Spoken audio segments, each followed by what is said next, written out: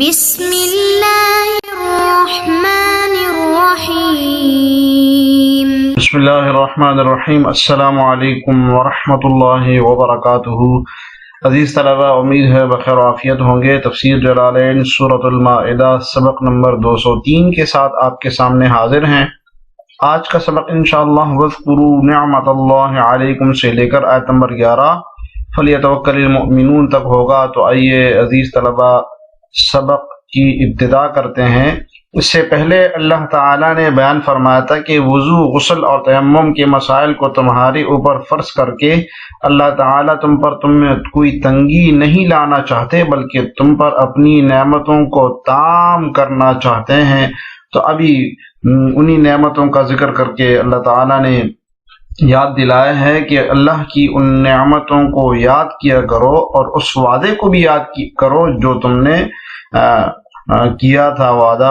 ترجمہ دیکھیے، وَاذْكُرُوا نِعْمَةَ اللَّهِ عَلَيْكُمْ وَمِيثَاقَهُ الَّذِي وَاثَقَكُمْ بِهِ۔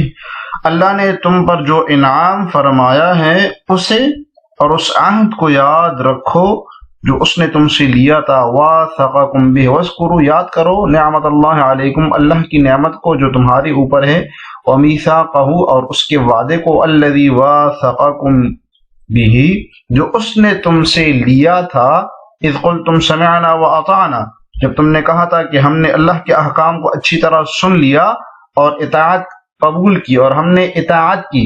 وَاتَّقُوا اللَّهَ، اور اللہ سے ڈرتے رہو۔ ان اللہ علیم بذات الصدور، اللہ یقیناً سینوں کے بھید سے پوری طرح باخبر ہے۔ تو یہاں پر اللہ تعالیٰ نے اپنے احسان کو یاد دلایا ہے کہ اس نے تمہارے اندر نبی صلی اللہ علیہ وسلم کو مبعوث فرمایا، نمبر ایک، اور دوسرا یہ کہ اس نے تمہیں عظیم دین دیا اسلام کی صورت میں، اس لیے اس کو یاد کرو۔ اور مسلمانوں کو اس عہد پر بھی مضبوط رہنے کی یہاں پر ہدایت ہے جو کہ انہوں نے بیعت کے وقت اللہ کے پیغمبر کی تابعداری کرنے کی، اس کی مدد کرنے کی، اس کے دین پر قائم رہنے کی، اس کو قبول کرنے کی اور اس کو دوسروں تک پہنچانے کا جو عہد لیا تھا اس کے یاد کرنے کا بھی ذکر ہے۔ وَاذْكُرُوا نِعْمَةَ اللَّهِ عَلَيْكُمْ بِالْإِسْلَامِ، جی اللہ کی نعمت جو تمہارے اوپر ہے اس کو یاد کرو۔ کیا ہے وہ اللہ کی نعمت؟ اس کا مصداق بتا رہے ہیں اسلام، بڑی نعمت۔ وَمِيثَاقَهُ، اور اس کے وعدے کو، عہدہ، اس کے عہد کو، الَّذِي وَاثَقَكُمْ بِهِ، جو اس نے تم سے لیا، ای عَاهَدَكُمْ عَلَيْهِ، یعنی اس نے تم سے وعدہ لیا اس پر۔ تو وہ کون سا وعدہ تھا؟ اس کے بارے میں مختلف اقوال ہیں۔ ایک تو یہ کہ وہ یہ بیعت عقبہ اولا اور ثانیہ ہے، جب اہل مدینہ نے نبی صلی اللہ علیہ وسلم سے لیلۃ العقبہ، عقبہ کے مقام پر رات کی تاریکی میں عہد لیا تھا، اللہ تعالیٰ وہ والا وعدہ یاد دلا رہے ہیں۔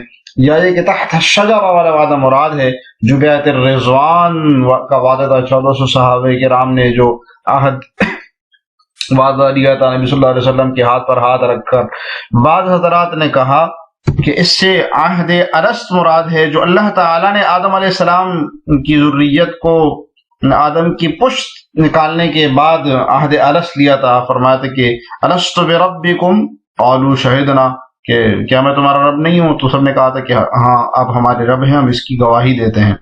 بعض حضرات نے کہا، جو چوتھا قول ہے وہ یہ کہ اس عہد سے مراد عہد امانت ہے، جس کا قرآن کی مختلف آیات میں ذکر ہے، جیسے انا عرضنا الامانۃ علی السماوات والارض، جس قرآن مراد ہے۔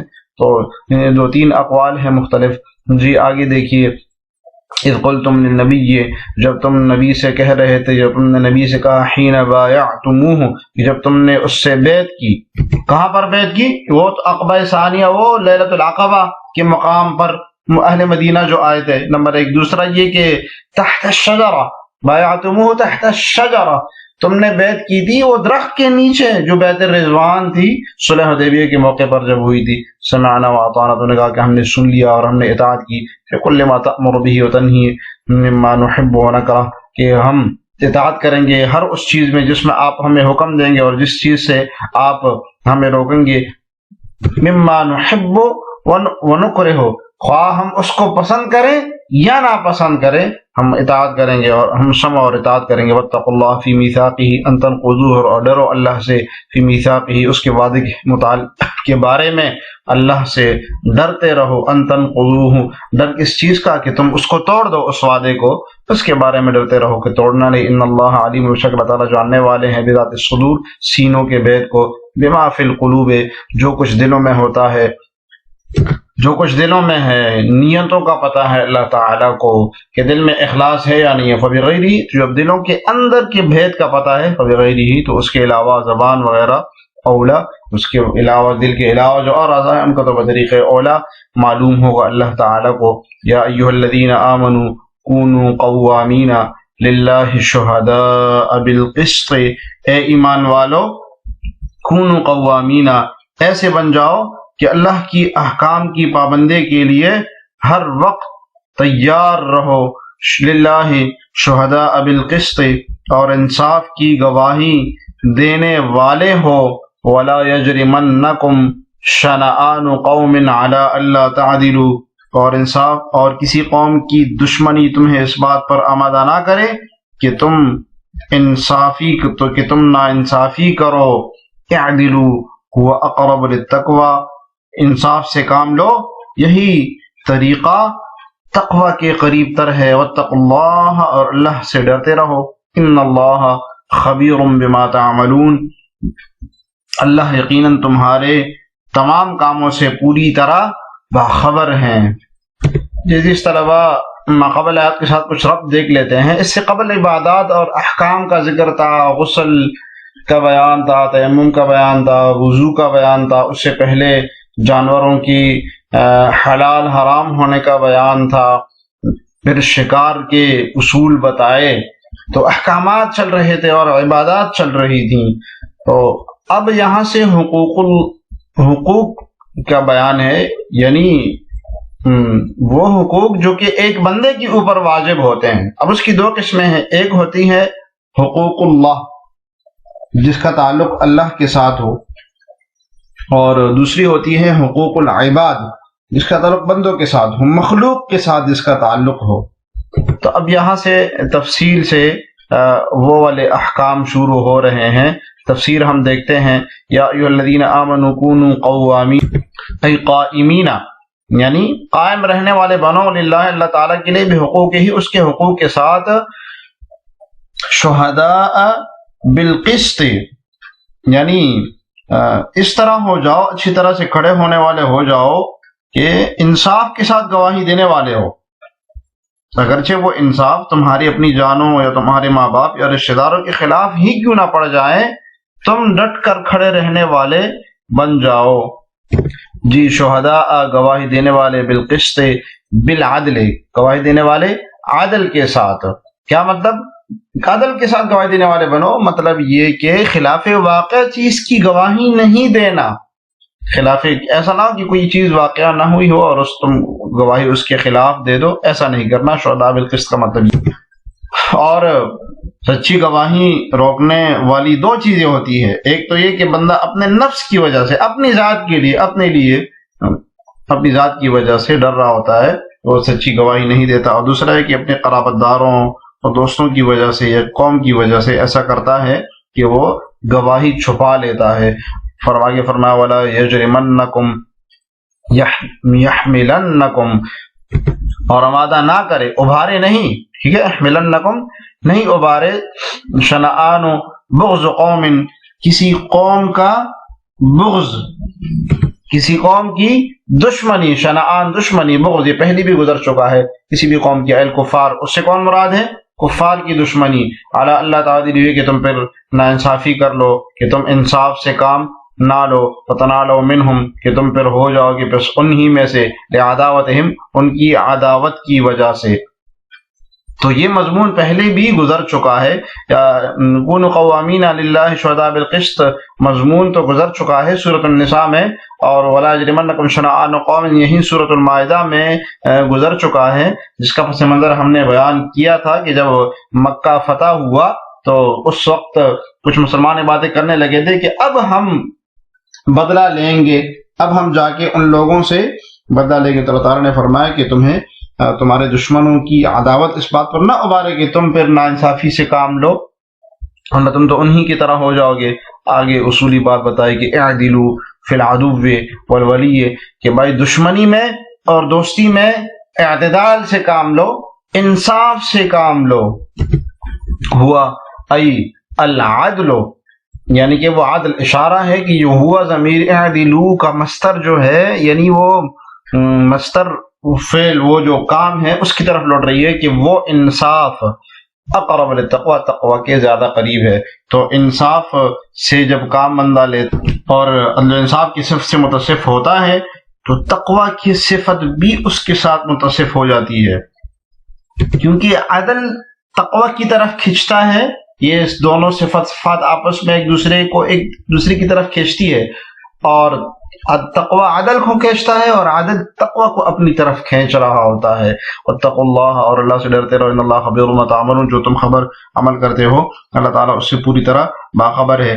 تو ایسی ہی آیت سورہ 5واں سپارہ کے ختم میں بھی آ چکی تھی۔ ان آیات میں اور دونوں آیاتوں میں فرق یہ ہے کہ بے انصافی کی وجہ وہی دو چیزیں ہوتی ہے، یا تو ایک فریق کی رعایت یا ایک فریق کی عداوت میں بندہ نا انصافی کرتا ہے۔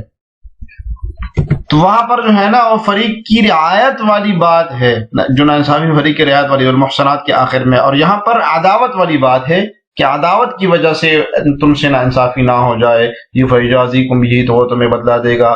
وعد اللہ الذین آمنوا وعملوا الصالحات، ترجمہ دیکھیے جو لوگ ایمان لائے اور جنہوں نے نیک عمل کیے ان سے اللہ نے وعدہ کیا ہے۔ وعد اللہ الذین، وعدہ کیا، وعد اللہ، اللہ نے وعدہ کیا ان لوگوں سے جو ایمان لائے اور ان لوگوں سے جنہوں نے نیک عمل کیے، لہم مغفرۃ واجر عظیم، کہ آخرت میں ان کو مغفرت اور زبردست ثواب ملے گا۔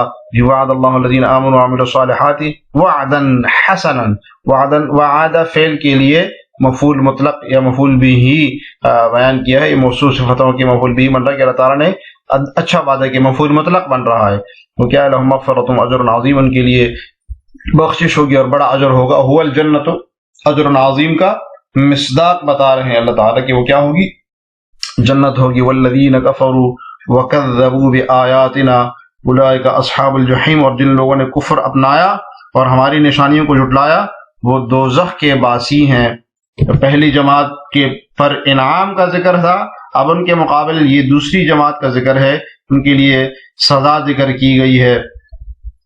آگے دیکھیے، یا الذین آمنوا اذکروا نعمت اللہ علیکم، اے ایمان والو اللہ نے جو تم پر انعام فرمایا اس کو یاد کرو۔ اذ ہم قوم ان یبسطوا الیکم ایدیہم، جب کچھ لوگوں نے ارادہ کیا تھا کہ تم پر دست درازی کریں، کہ تم پر ہاتھ اٹھائیں، فکف ایدیہم عنکم، تو اللہ نے تمہیں نقصان پہنچانے سے ان کے ہاتھ روک لیے۔ فکف، تو اللہ نے روک لیے، ایدیہم، ان کے ہاتھوں کو، عنکم، تم سے۔ واتقوا اللہ، اور اللہ سے ڈرتے رہو۔ وعلی اللہ فلیتوکل المؤمنون، اور مومنوں کو تو صرف اللہ ہی پر بھروسہ رکھنا چاہیے۔ جی یہ جو آیت ہے، یا الذین آمنوا اذکروا نعمت اللہ علیکم، اس کے شان نزول کے بارے میں مفسرین نے مختلف واقعات بیان کیے ہیں۔ ایک واقعہ ہے کہ کعب بن اشرف اور اس کے ساتھیوں نے نبی کریم صلی اللہ علیہ وسلم اور آپ کے صحابہ کے خلاف سازش کی کہ آپ کو نقصان پہنچائیں گے، اور اس کی کوشش میں لگے رہے۔ نبی صلی اللہ علیہ وسلم کو اللہ تعالیٰ نے ان کی سازش کا وحی کے ذریعے اطلاع دی، تو آپ صلی اللہ علیہ وسلم کو اطلاع مل گئی اور انہوں نے جو سازش کی تھی اس میں وہ ناکام ہو گئے۔ بعض حضرات نے اس آیت کے شان نزول میں وہ مشہور واقعہ بھی بیان کیا ہے کہ جب جابر رضی اللہ عنہ کی روایت ہے کہ ہم ایک جگہ غزوے پر جا رہے تھے، غالباً غزوہ ذات الرقاع تھا، تو فرماتے ہیں میری آنکھ لگ گئی اور میرے ساتھ جو اور ساتھی تھے ان کی بھی آنکھ لگ گئی، اور حضرت صلی اللہ علیہ وسلم کی بھی آنکھ لگ گئی، اور آپ نے اپنی تلوار درخت کے ساتھ لٹکا دی۔ تو ایک کافر آیا جس کا نام غوث بن حارث تھا، اور اس نے وہ تلوار تان لی اور اس نے کہا کہ اے محمد اب مجھے تجھ سے کون بچا سکتا ہے؟ تو نبی صلی اللہ علیہ وسلم نے کہا اللہ، آسمان کی طرف انگلی اٹھا کر کہا کہ اللہ، اس کے ہاتھ سے تلوار گر گئی اور اس کے ہاتھ کانپنے لگے۔ تو مختلف واقعات لکھے ہیں، تو بہرحال کوئی تضاد نہیں ہے، سب کے سب مذکورہ آیت کا مصداق ہو سکتے ہیں۔ تو اس آیت میں خاص طور پر ایک یہ بات بتا دی گئی ہے کہ دشمنوں نے بار بار نبی صلی اللہ علیہ وسلم اور صحابہ کرام کو ختم کرنے، ان کو قتل کرنے کی یہ منصوبے بنائے، مگر اللہ تعالیٰ نے ہر وقت ان کو ناکام کیا۔ اور دوسری بات یہ بتائی گئی ہے کہ غیبی نصرت اور امداد اور حفاظت ہونا، اللہ تعالیٰ کی طرف سے حفاظت ہونا، یہ صرف رسول اللہ صلی اللہ علیہ وسلم کے ساتھ ہی مخصوص نہیں ہے، بلکہ اللہ کی مدد، اللہ کی نصرت اور اللہ کی طرف سے غیبی حفاظت، اس کا دار و مدار تقوی اور توکل پر ہے، اور مومنین کو بھی ایسا ہی کرنا چاہیے، اللہ پر توکل کرنا چاہیے۔ یا ایھا الذین آمنوا اذکروا نعمت اللہ علیکم اذ ہم قوم ہم قریش، جی قوم کا مصداق بتا رہے ہیں، اس سے کون مراد تھے؟ قریش۔ تو عمومی شان نزول کی طرف اشارہ کیا صاحب جلالین نے کہ قریش نے آپ صلی اللہ علیہ وسلم کو روکنے کی بہت کوشش کی، آپ کے ہاتھوں کو روکنے کی بہت کوشش کی، اس دعوت کو ہم روک لیں کسی طریقے سے، مگر وہ ناکام ہوئے۔ ان یبسطوا، جب ارادہ کیا انہوں نے کہ ان یبسطوا یمدوا، کہ پھیلائیں وہ الیکم، دست درازی کریں، الیکم تمہاری طرف، اپنے ہاتھوں کو تمہاری طرف پھیلا دیں، یفتکوا بکم، تاکہ وہ تم کو نقصان پہنچا دیں۔ جی فتح کا یفتکو کا مطلب ہوتا ہے کسی کو ایسی حالت میں انجان یعنی غفلت کی حالت میں قتل کر دینا، جیسے کہ وہ کافر آیا اور اس نے تلوار تان لی آپ کے اوپر، آپ آرام فرما رہے تھے اور کہا کہ اے محمد اب کون بچا سکتا ہے، تو فتح کا مطلب یہ ہوتا ہے، تو یفتکوا بکم، تاکہ وہ تمہیں نقصان پہنچائے، یعنی غفلت سے تمہیں قتل کر دے۔ فکف ایدیہم عنکم، تو اللہ نے روک لیا ان کے ہاتھوں کو تم سے، وعصمکم، اور بچا لیا تم کو، مما ارادوا بکم، ان چیزوں سے جس کا انہوں نے ارادہ کیا تھا تمہارے بارے میں۔ تو اشارہ ہے کہ آپ صلی اللہ علیہ وسلم کے ساتھ خاص نہیں ہے، بلکہ یہ مدد اور نصرت مومنین کے لیے بھی ہو سکتی ہے۔ واتقوا اللہ، اور اللہ سے ڈرتے رہو، وعلی اللہ فلیتوکل المؤمنین، اور مومنوں کو تو اللہ پر ہی توکل کرنا چاہیے۔